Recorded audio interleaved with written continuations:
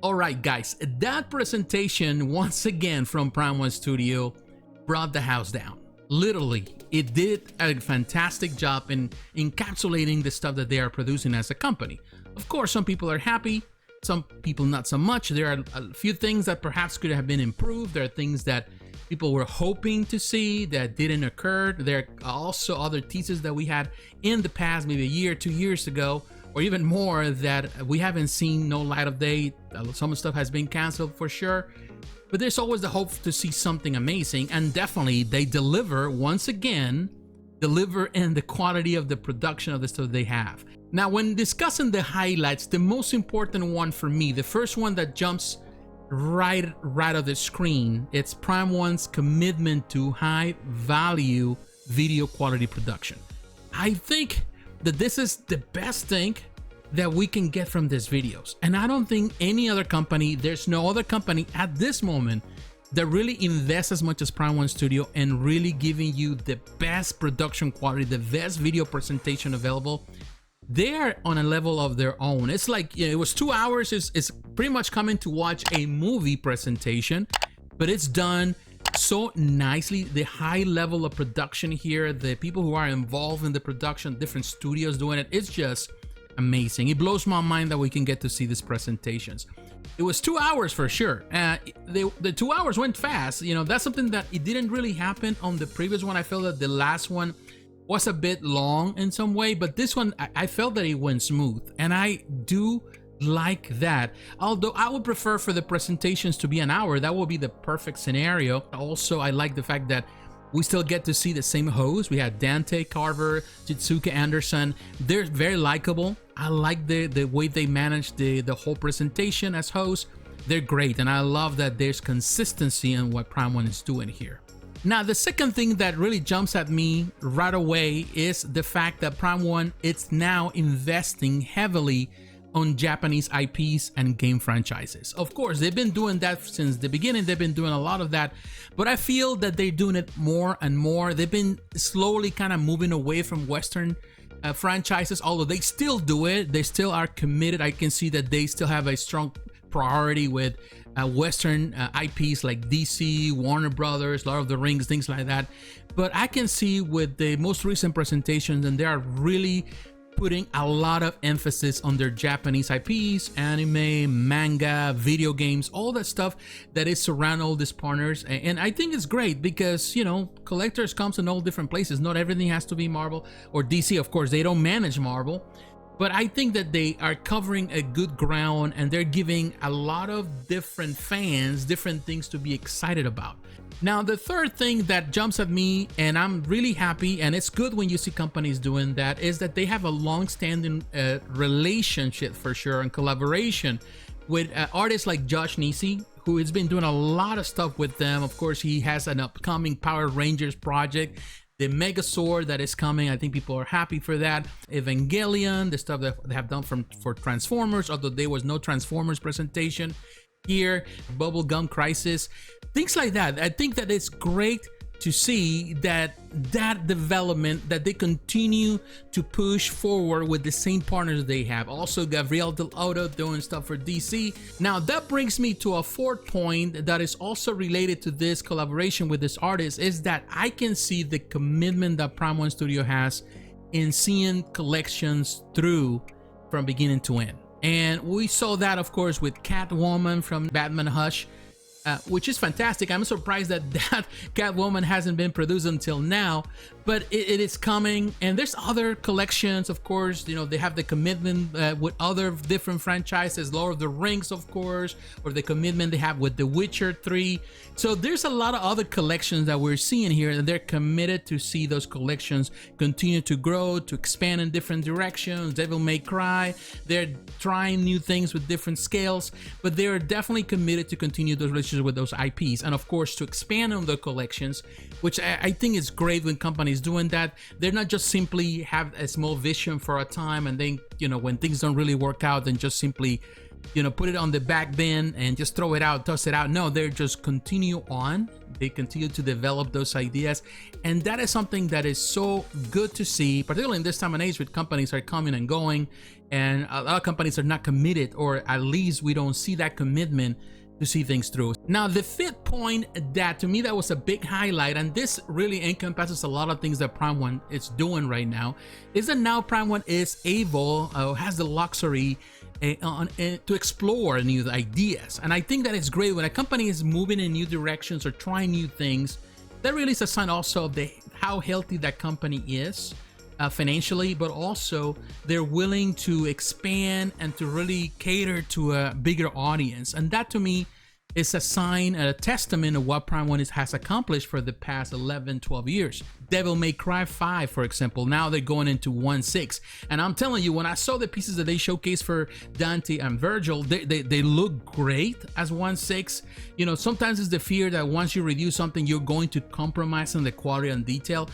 That piece looks amazing with the detail. Great, looks great as a 1/6. It can easily go for 1/4 or even a 1/3, and people will not know the difference because you're not seeing a comparison next to a person. You don't know it's a 1/6, but the quality is great there. So I'm really excited to see if they're going to explore more 1/6 in the future and with other different IPs that they have.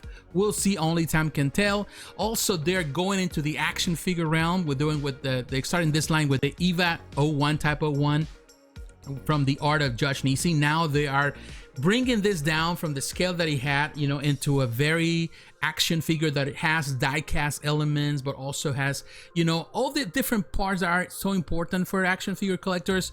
That is a new thing. We have seen other companies doing, of course, Queen Studios, with InArt, but also we're seeing other companies pushing in the direction or trying to cater to that market. Another surprise was the introduction of plastic model kits. That's something that it's so huge in Japan. And around the world, a lot of people love the model kits that they can put together. You can paint them and you put them together. There's a vast number of fans around the world for all different franchises, from small figures to large figures to statues, kits, all of that. And it's great. And the quality, they start, of course, with Guts from Berserk, and that Guts looks fantastic. They pretty much minimize, make it smaller, one of the classic Guts statues they have. And it looks great. All the different parts, they are in some way kind of pre-painted, but you can finish them off. I think the potential for a market there is great. And finally, in this point, I want to mention another thing that really surprised me is the introduction of its own IP. Now, Prime1 Studio is going to do its own thing, and they're trying this with this collection called The Legacy of Beauty and the Beast, and that they're going to create a lot of ideas. This is a very known thing that we see a lot of with Chinese products here in the channel. We always talk about a lot of companies in China, particularly, that they produce their own concepts, statues, particularly female characters. They come with different ideas, and it's very cool. You can create legends, you can create so many things, and they seem to do really, really well. And a lot of these companies are doing fantastic work. And of course, it doesn't require much investment because you are coming up with your own ideas. We have seen the same concept, of course, with Sideshow, for example, in the past, where they have developed their own ideas with their own muses and so many different things they have done. I think this is a great alternative also for Prime1 to dive into other type of art that people are always looking for something new and different.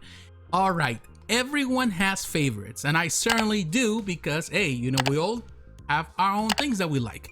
And I will share with you now my top 5 pieces that, in my opinion, were the best of the best. Of course, it's my list, may not be yours, but these are the ones that, in my opinion, they dropped my jaw, that I felt, okay, these are great. I think these are great ideas here. The first one is Superman Fortress of Solitude on Throne. This is part of the Throne Legacy, quarter scale piece. I like it. I'm telling you, from the stuff that DC, they didn't have much stuff. I did like the Catwoman from Batman Hush. I think it's fantastic. She looks great. I think they did a fantastic job with her. She looks pretty. But I do like when they do new things. And I did like this Superman for a lot of factors. There are things that perhaps the likeness is not necessarily up there for some of the, they trying to do different eras. Some things on some of the portraits, maybe it's because they don't have the license, so they cannot really replicate the actors.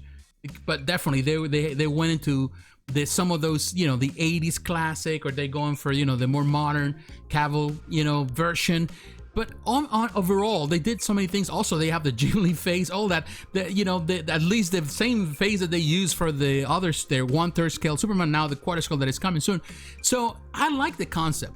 I like the throne, and I like it because there's something that we normally don't see Superman doing. We see Superman flying, we see Superman standing, but sitting down on a throne is a different thing. And I think it's going to be a centerpiece. And of course, he has light-up features, the concept in the back. It has a lot of detail.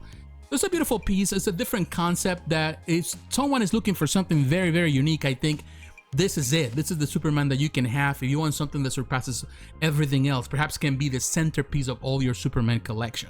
Now, the second thing that I like, the second collectible, was the Lord of the Rings, the Cave Troll of Moria. I like it. Of course, I like it when it was showcased before. Now that we can see it more finalized, that piece is huge. And for Lord of the Rings fans, I think this is going to be a centerpiece, perhaps the magnus opus of your collection, if you call it, or the grail of your collection, if you are able to find a spot for it. I think it's huge. It's great. It's massive, and it looks so neat. And I think they did a fantastic job in recreating this. And I think that's one thing I would say Prime1 Studio is never shy of really bringing big stuff. And it looks fantastic. It's going to be a centerpiece for sure. And I know a lot of Lord of the Rings collectors are salivating to have this in their collection. So that's great. Now, the third thing, in my opinion, that was great, and perhaps my favorite piece in the whole presentation, was Ghost in the Shell, Motoko Kusanagi versus Arachnida. I love, of course, Ghost in the Shell. It's one of my favorite anime films of all time. Perhaps my favorite.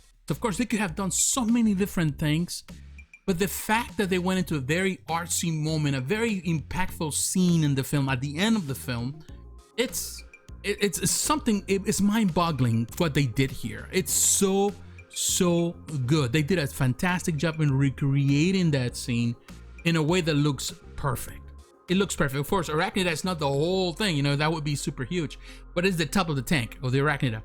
But it looks so good. Of course, the breaking, the body, forcing herself, her body's just coming to that breaking point, opening that hatch. It's just a fantastic representation of that.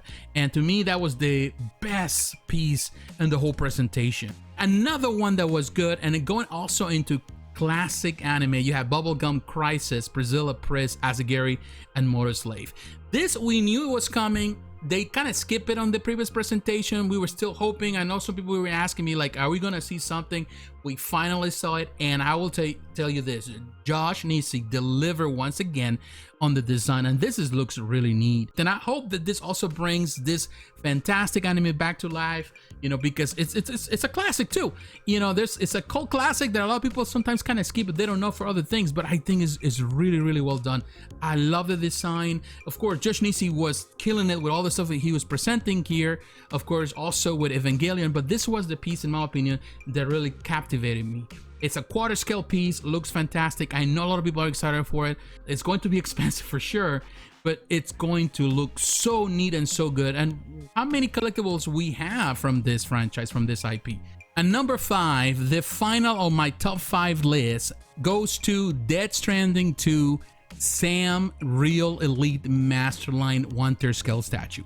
Now, I'm telling you, I'm not a fan of Kojima's Death Stranding video game. I think Kojima is a genius, that's for sure. The game is great. Could be boring, but it's great. It's good. All the ideas that we know that come from Kojima are always up there. That's the reason he's a genius. And now that there's a continuation to the video game, the upcoming game, a lot of people are excited, of course. They're big fans of it. And it's not that I like it because of the video game, because my connection with the video game is not great, but I like it because of the likeness with the actor, Norman, I think Reedus, that's the last name. And they are able to translate that into this statue, which in my opinion looks fascinating.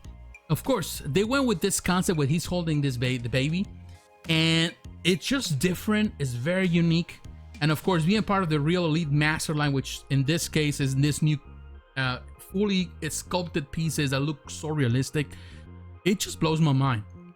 And they also did the same thing with other pieces here, like the Harkonnen statue too that also looks fantastic. But I think this is, with all the details, with all the switch outs, with everything that they added to this, it was the final piece they had in the presentation. But I think it was a good way to finalize the whole presentation. It's really nice, and I think, again, a commitment. Even though there were a lot of quarter scale pieces here and 1/6 scale pieces, they still have 1/3 scale, and they're still serving those markets. And yeah, we can point out some things. Perhaps they could have do this or they could have done that. But I think this presentation, in my opinion, was even better, again, as I mentioned earlier, than the previous presentation, because it really, the time flew, encapsulated everything they needed to do.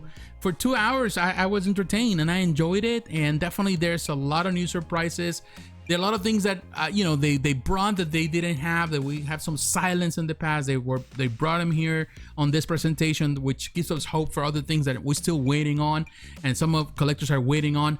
But it's great to see it, particularly in this time and age where a lot of things are going wrong in the world, to have some fun and to see the art evolve and how these companies are pushing the envelope and doing new things. And even though there's a lot of pressure out there with everything that is happening, they're still doing their best, and they're still really injecting a lot of passion, and bringing that passion to the forefront, and also it's stirring the passion in us as collectors, as fans of this franchise. So yeah, it was a great presentation. Hoping for the 15 one, and I'm glad that they're doing this now. It seems quarterly now, but they're doing it, and I think it's a great way. I hope that the other companies can learn from what they continue to see here, and I think that they're doing that. We've seen Sideshow actually pushing in that direction, have more quality in their production of their presentations, and I hope other companies are doing it in a small level, because they don't have as many franchises as Prime1 Studio, but other companies also doing it in that way. And I think that is the way to do it. If you want to sell a product, you have to entice people, you have to excite people, you have to give your best. Post photos only on social media, bad quality photos, it doesn't cut it anymore. You have to have video presentations, and you have to really excite the people while you're presenting your product. But what is your opinion, my friends? What do you think about the presentation? Are you a fan? You're not a fan? You like it? You didn't like it? Let me know what were your top 5. Let me know what your favorite pieces. What is it that you're going to pre-order? What are the things that you were not as satisfied or disappointed with? Definitely, there was not much for me to be disappointed with here. It was mostly excitement. But there are a lot of things that definitely are opening the door for new things, and I think this presentation really showcases the vision that Prime1 has now moving forward to really open the door for new things and new ideas, and also exploring new things for different fan bases around the world. Let me know what you think about the presentation in the comments below. So once again, my friends, thanks for watching. Don't forget to like, to comment, and to subscribe. Hit the notification button so you're reminded of the next video. Follow me on social media, on Facebook, on Twitter, and Instagram. And also, please consider supporting the channel financially through Patreon. My friends, God bless. Take care. I will talk to you again. Bye-bye.